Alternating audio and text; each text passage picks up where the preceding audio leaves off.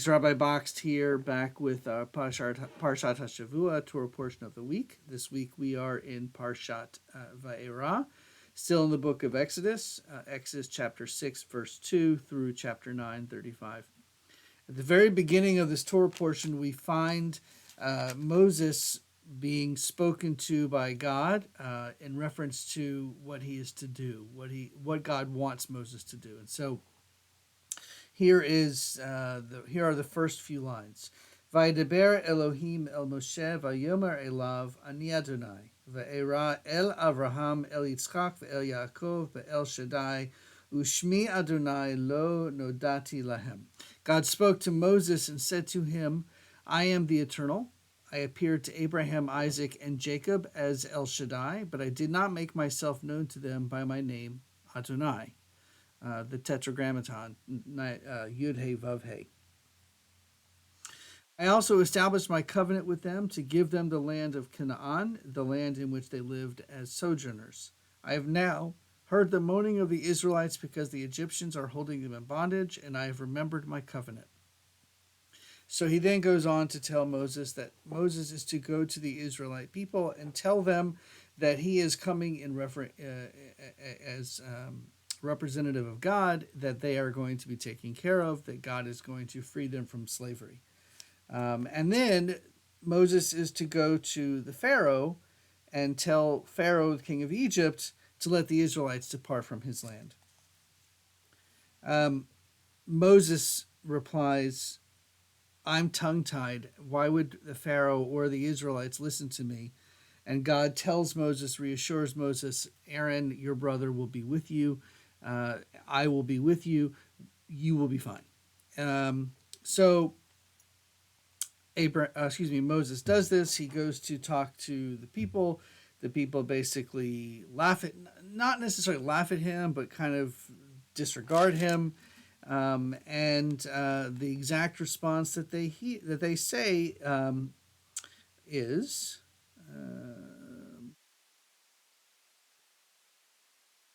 they say,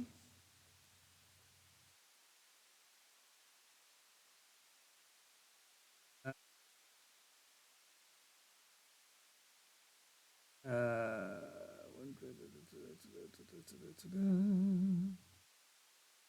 well, first of all, Moses comes back and tells God that the Pharaoh is 100% stubborn and he won't let him go. And Moses is supposed to, perform these miracles in front of him.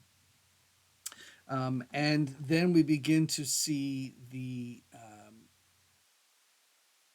beginning of the plagues that are going to basically prove to the Pharaoh that his his he is a god, lowercase g, is not as strong as the Israelites' God, uppercase G, the God.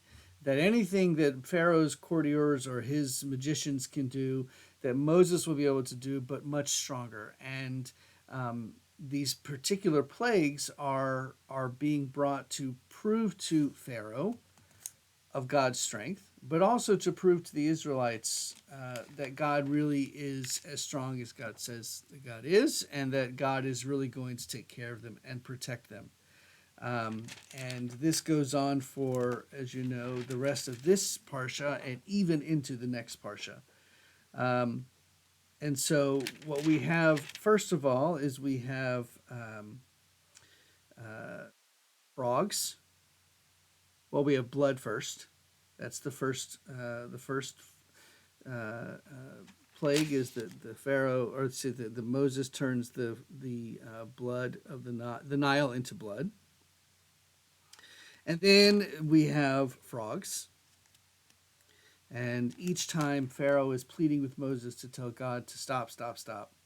Then we have lice. That's 3 plagues so far. And then after lice, we have insects, swarms and swarms of insects.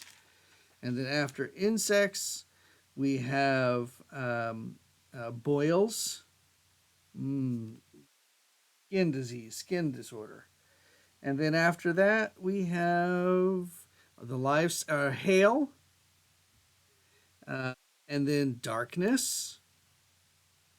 And that's the end of this week's Torah portion. Before we get to the last few of the plagues, and of course the biggest one at the end, the killing of the firstborn son. But anyway, the struggle here, of course, is yes, God. We understand God's need to show strength to the Pharaoh, and to show the Israelite nation that God will protect them. But if God is the creator of all of this and God knows what's going to happen, why does God keep hardening Pharaoh's heart? And that's a conversation, a discussion, an argument we've been having forever. And we will continue to have that argument and for millennia to come. That is our portion for this week. I wish you a Shabbat Shalom.